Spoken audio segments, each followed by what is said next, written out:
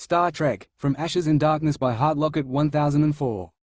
Chapter 13, Battle of Morals. Year 1996. Asha grit her teeth as she fired her gun in one direction while flinging a long knife she'd picked up along the way in another direction, hitting both her targets expertly. It was utter chaos in Urmia, located near the border between Turkey and Iran. As the city became the battleground for a struggle for power, Maltuvas had finally made his move, targeting the edge of Khan's Asian territories, and the Augment himself was leading his troops in a full-fledged attack at the weakest of the border countries, Iran. Asha had reported his movements herself after getting wind through her spy network of the militia forces Maltuvas had assembled behind his border in Turkey, and just in time, Khan's best troops, including the Augment leader himself, had barely arrived as Maltuvas launched his attack around the Iranian border. The two forces had met in Urmia earlier that morning, and even now, several hours later, the war was still waging intensely. The human soldiers on both sides had dwindled drastically, though Khan's army was faring slightly better, Khan's own careful coordination keeping him alive for longer than Maltuvas's men. Unfortunately, human soldiers, well guided or not, stood little chance against the superiority genetics of Augments. As their men were cut down, wave after wave, by Maltuvas's Augment forces, Khan had sent in his own team. Composed of his best and finest, Khan's side was doing marginally better than Maltuvas's, but the other Augment leader had an advantage in numbers. Asha suspected, as she cut down another adversary, that Maltuvas had somehow managed to get his hands on human-turned Augments. It was the only explanation for just how many Augments Maltuvas had. She was also starting to tire, having fought others equally as strong though not quite as skilled as she was for hours now. Asha growled as a gunshot fired in her direction from above, and she threw herself for cover, barely avoiding the bullet as it grazed her arm. Ignoring the sting the cut caused, Asha stood and fired her own gun in the direction of her new assailant. But he fired back, and Asha snarled as one of the bullets hit her hand, forcing her to drop her gun as she ducked back down for cover once more. Biting back curses, she ran out of cover, tumbling over to catch a fallen knife and gun from the ground as she went. She fired back at her attacker as she found new cover inside an abandoned building lobby, grimly satisfied when she briefly glimpsed her shot finding its mark as the sniper fell from the roof. But it had been a trap. Asha whirled around as she heard the wind whooshing behind her. The only warning she had as a knife came slashing at her neck. She barely avoided it in the dark, tiny space, and she raised her gun once more, but the other Augment kicked her hand, knocking the gun aside. Asha slashed out instantly with her own knife, but the Augment was quick as he dodged the blade before grabbing Asha's wrist. She twisted herself immediately, trying to switch his grip on her into a more advantageous position for herself, but he anticipated it and kicked her in the stomach. Asha bit back a yelp as she heard her wrist snap, before she kicked the other Augment's arm. There was a satisfying crunch as she hit the man, but the Augment had let go of her to avoid her kick just enough that his own arm remained unbroken though likely very bruised. Asha used the moment to spin, throwing a punch with her uninjured hand, and this time she landed a solid blow. The Augment went flying back, though he recovered quickly, springing back and landing on his feet not 5 feet away as Asha quickly cradled her broken wrist, setting it the best she could without a wrap. But the Augment's landing had placed him in the light coming from outside, and Asha's eyes narrowed while her lips curled back in an angry snarl. Maltuvas, she hissed, as the Augment gave her a smirk that didn't reach his eyes as he stared back at her with hatred. You remember me, good, he snarled, and Asha quickly threw her knife at him. He blocked it with his own, before throwing his back at her as she leapt to the side to grab her fallen gun. Asha ignored the sharp pain as it sliced her thigh, not deeply enough to be of any real hindrance, as she turned and fired, but Maltuvas was already dodging the bullet as he came crashing at Asha, punching her and forcing the gun out of her grasp. It clattered to the ground as Asha fought back, and Maltuvas quickly swiped it away with his foot even as he dodged another punch from Asha. The pair quickly fell into a deadly duel, each trying to get the other down while blocking and avoiding lethal blows aimed at their own bodies.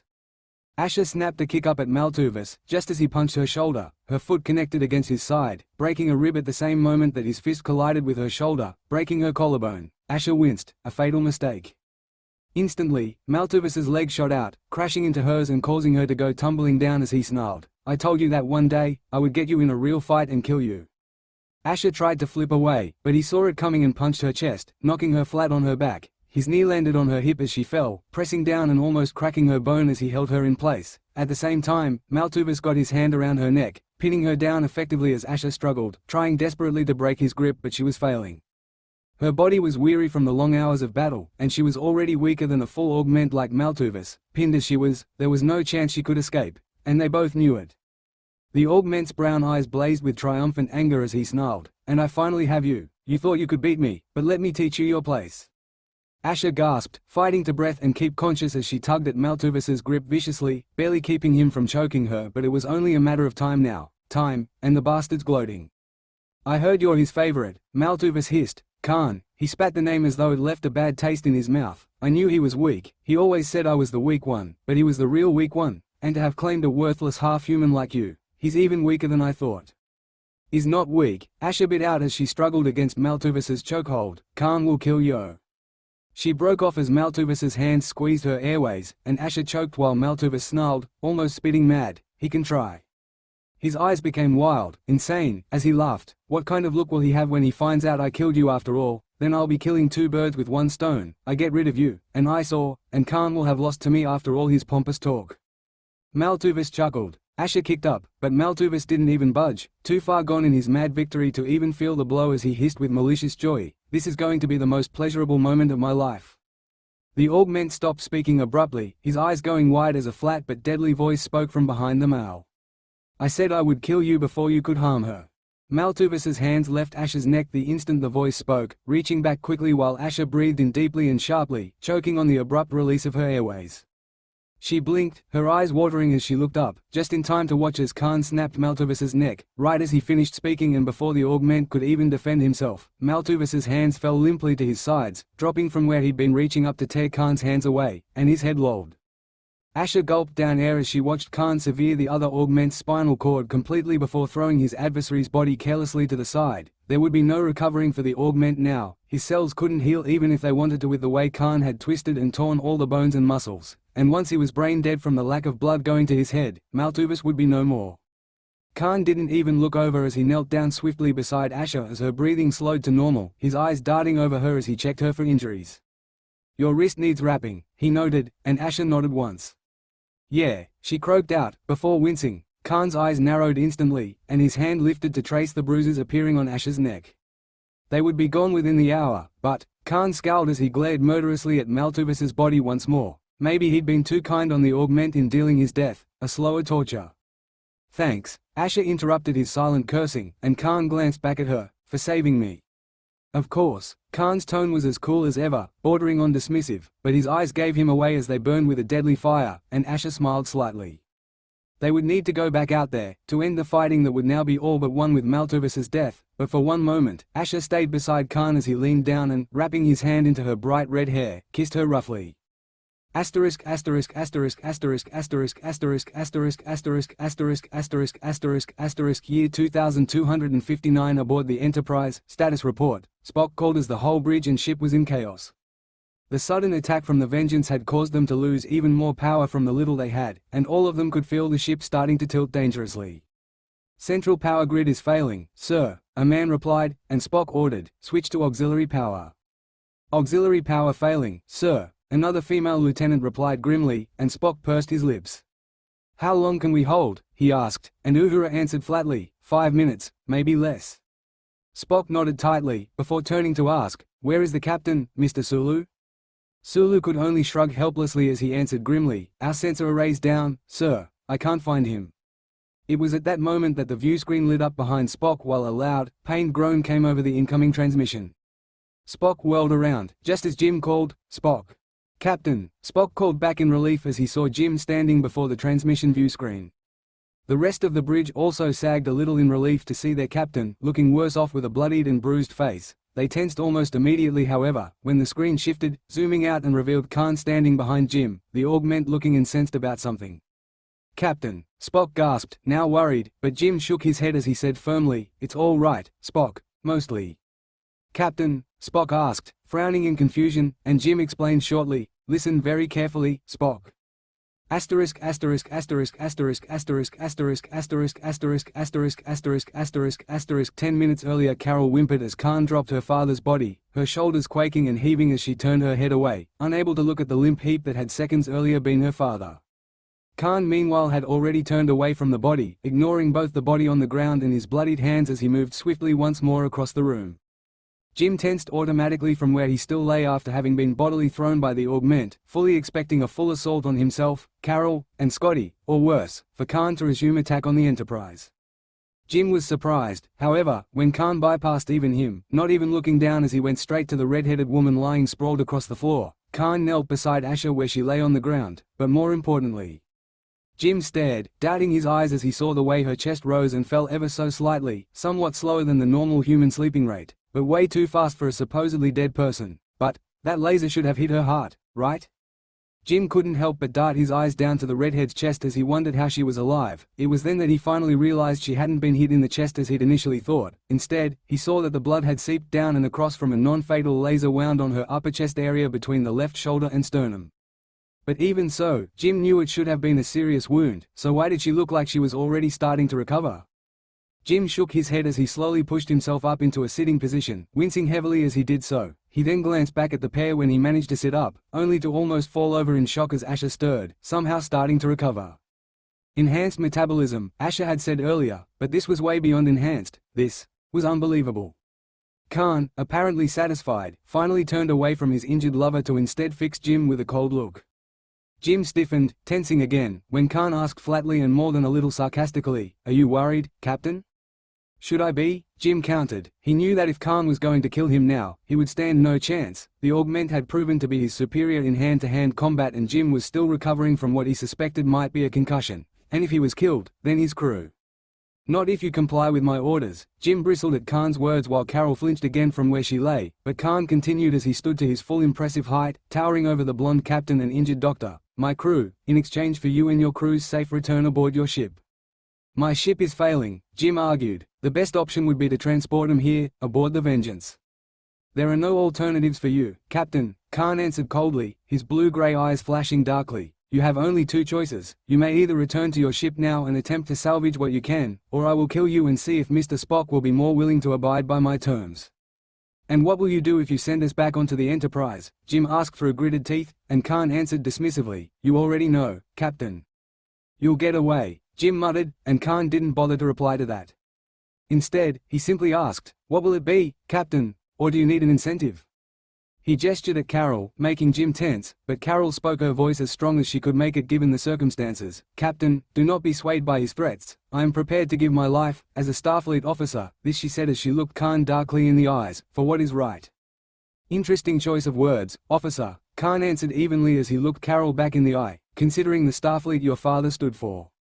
"I stand for the one it was meant to stand for," Carol hissed back, almost visibly bristling in anger and indignation, though there was still a fearful undertone to her bravery, "for unity and peace." Something flashed through Khan's eyes at Carol's words, but it was gone in an instant while Jim argued, frustrated and desperate, "I cannot agree to this. I might end up losing my crew regardless, and you would be free to do who knows what." "That is none of my concern, Captain," Khan spat back. "I am only concerned with the safety of my crew, and you have shown you are incapable of keeping them safe." "Look," Jim argued irritably, "I'm grateful Asher took the shot for me. Really, I am, but I didn't tell her to do it. It was her choice." "Exactly." Both men started violently, turning in surprise to see a very pale but very determined Asher as she painfully pushed herself upright. She'd clearly regained consciousness a few moments ago and had heard enough to realize what was going on. "Asher," Khan sighed, but she replied gently, "Khan, Kirk's right. It was my choice, and he's kept his word so far." "He never had a choice," Khan countered flatly, making Jim glower, but Asher murmured softly, "Khan, we can't just abandon them." He exhaled sharply. He'd known that was what she would say, which was why he had wanted to leave quickly, before Asher woke up and could persuade him otherwise. "Khan, I swear," Jim promised urgently, "I will make sure your people are unharmed from here on. I ask that you save my crew." Khan sneered slightly, but Asher's hand touched his ankle. Khan scowled, but he still looked down, and Jim frowned as Asher said something softly in Hindi. He wanted so badly to know what they were saying, but he thought it might be in his favor anyway. Khan certainly looked irritated by what Asher was saying as they conversed quickly but briefly in the foreign tongue. But Asher went on, her tone clearly pleading, and Jim watched as Khan actually deliberated, clearly unwillingly but still actually thinking things over. Asher meanwhile turned her eyes on Jim as she bargained, "Here's our deal, Captain Kirk. Khan should be able to fix your ship." Jim's eyes widened in disbelief as he shot Khan a look, before looking back at Asher as she added warningly, "However, it would only be enough to keep you from crashing. Then, you can either call your Starfleet for assistance or engage in an emergency landing on Earth." Jim pursed his lips while Asher finished, "In exchange, we get our crew back, and you let us go free." "And we get our crew back first," Khan added as his final compromise, though even then he sounded very grudgingly. Jim shot him a look, but Khan was firm as he said coldly, "I do not trust you to simply hold your word. My crew return to the Vengeance first, and then I will transport us onto the Enterprise. Asher will then pull me back here on my signal when I have completed working on the Enterprise's engines." Jim hesitated, thinking through the deal carefully. If he didn't comply, he could get his entire crew killed. Jim doubted Spock would comply to anything if Khan killed him, but could he trust Khan not to become a tyrant and threat to Starfleet if he escaped, or worse, b. break his word and destroy the Enterprise first and then become a tyrant and threat to Starfleet? The short answer was, no, he couldn't trust Khan, but Jim's eyes glanced back at her, Asher Sanders, and as he met those clear green eyes, he made his decision.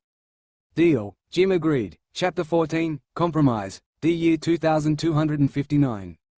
Captain, Spock protested, but Jim said firmly, "Spock, trust me, I know. But this is the best deal we're going to get, and I don't think we have much time. Going by the current angle of your ship, you have lost auxiliary power," Khan added, almost casually. If it weren't for the annoyance seeping from his stiff posture into his tone, I'd say you have less than 5 minutes, so let us make this quick, Mr. Spock. Spock's jaw clenched, the commander clearly also as unhappy with this plan as Khan appeared to be. Jim secretly had to admit he wasn't entirely sold on it, but it was the best he would get, so he was rolling with it, and, truthfully, he'd give anything to know exactly what Asher had said that had eventually convinced Khan. "So, do we have a deal, Mr. Spock?" Khan demanded impatiently, and Spock answered finally, "Very well, Captain. Khan, you know where your torpedoes are." Khan moved instantly, typing away at the Vengeance's controls. He immediately located what he wanted, and he called, "I see all the 71 torpedoes are still in their tubes. If they are not mine, Commander, I will know it." "Vulcans do not lie," Spock replied emotionlessly. "The torpedoes are yours." Asher lifted her head from where she was now lying on a makeshift cot beside the controls but out of the view screen range, Scotty sitting beside her. Carol was sitting where she'd opted to remain, not wanting to place pressure on her leg if possible. Asher frowned at the screen, a strange doubt taking hold in her gut. She couldn't quite place her finger on what it was, but something in Spock's tone wasn't sitting right with her. Khan, however, was reassured and, eager to get the whole ordeal over with as quickly as possible, he swiftly worked the controls to transport the torpedoes over onto the Vengeance, while also pulling up the security feed from the hangar room onto the main view screen. Everyone watched with bated breath as the torpedoes were transported into the Vengeance's hangar. Watching the torpedoes appear on the security footage, the sight of his crew safe under his watch almost made Khan emotional. Almost. Unfortunately, there was one more unpleasant task still left ahead of him before he could even begin to relax. "Very well, then," Khan began slowly as he turned back to face both Jim and Spock on the view screen. "Let us."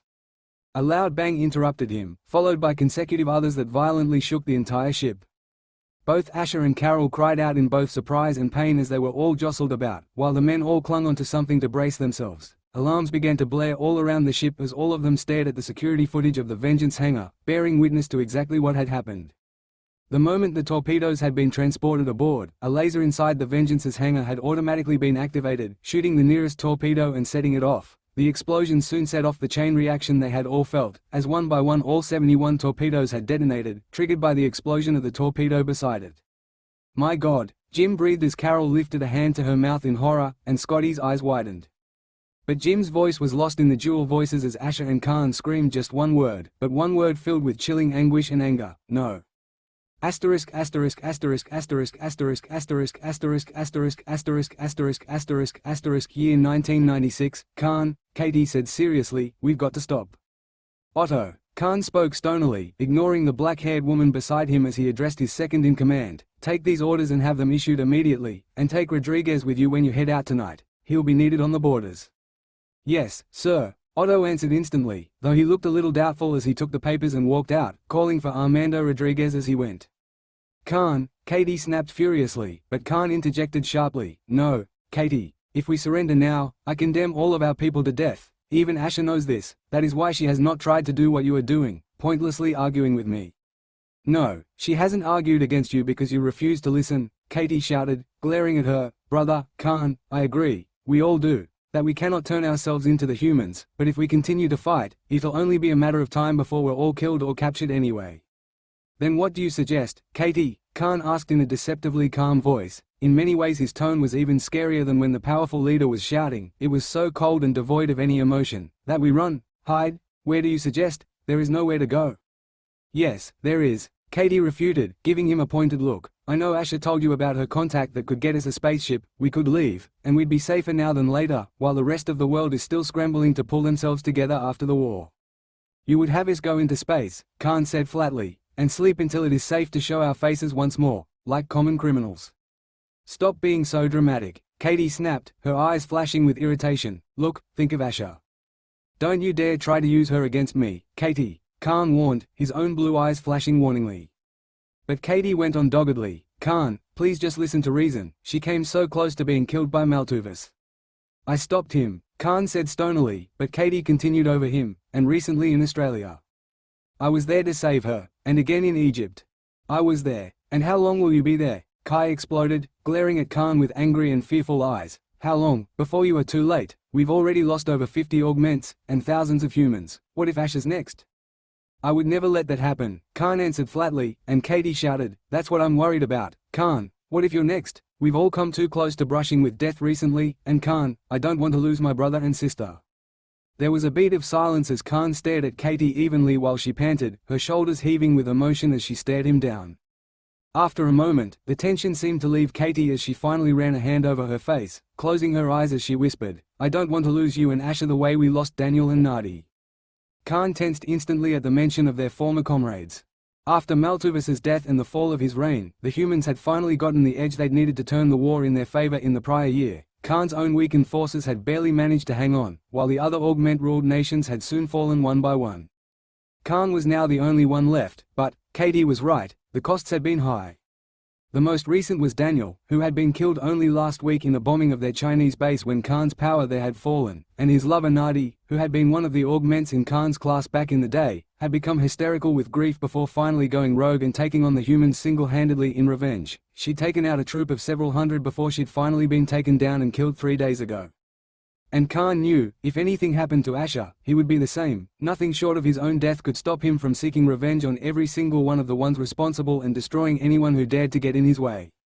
Katie, Khan. The pair glanced over at the wary voice. Asha stood in the doorway, looking between them with a small frown creasing her forehead as she noted the tension between them. Is everything all right? Asha asked tentatively, glancing at Khan. With the recent outbreaks of attacks and wars, Khan had been less than patient with everyone. In fact, he was probably close to actually becoming the tyrant that people had always assumed him to be but that he hadn't been before.